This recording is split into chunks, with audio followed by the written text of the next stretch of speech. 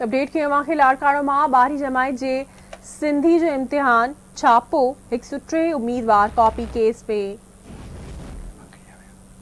लाड़काणे तालीमी बोर्ड की निगरानी में 12हीं जमात जो सिंधी जो पर्चो वरतो वियो। बोर्ड चेयरमैन पारां ऑफिसरन सां गॾिजी लाड़काणे ऐं दादू ज़िले जे इम्तिहानी मर्कज़नि जो दौरो कयो वियो। इम्तिहान दौरान 103 उम्मीदवारनि खे कॉपी केस कयो वियो। 81 ज़ाली उम्मीदवार बि सोघा कया विया।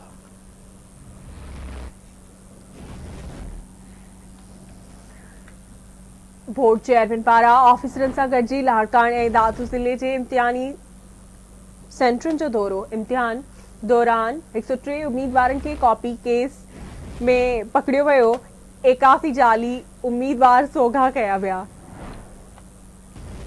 लाड़काणे मां अवांखे आगाह कंदासीं। 12हीं जमात जे सिंधी जो इम्तिहान छापो 103 उम्मीदवार कॉपी केस कया विया। लाड़काणे जे तालीमी बोर्ड जी निगरानी हेठ 12हीं जमात जे सिंधी जो पर्चो वरतो वियो। तफ़सील मालूम कंदासीं। रशीद समो खां अपडेट कजो, कहिड़ा तफ़सील आहिनि?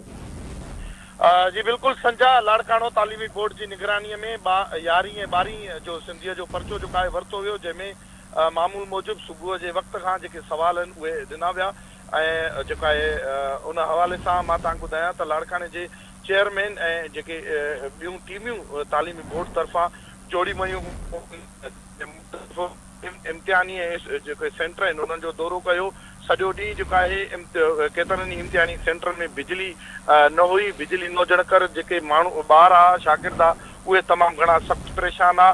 जेको चेयरमैन आहे ख़ालिद हुसैन महर ऐं ॿिया जेके ऑफिसर आहे बोर्ड उन्हनि लाड़काणे जेका आहे ज़िलो ऐं लाड़काणे डिवीज़न जा 5 ई ज़िला, दादू ज़िले जे मुख़्तलिफ़ जेका आहे ज़िलनि जे जेके 2 तालुका आहिनि, दादू ज़िले जा जेके 2 तालुका आहिनि उन जे इम्तिहानी सेंटरनि जो जेका आहे दौरो कयो ऐं शहीद Benazir Bhutto girls cadet college Larkana ऐं बॉयज़ सेकेंडरी स्कूल रांधण ऐं गवर्नमेंट हायर सेकेंडरी स्कूल रांधण ऐं हायर। वॾी महिरबानी रशीद समो।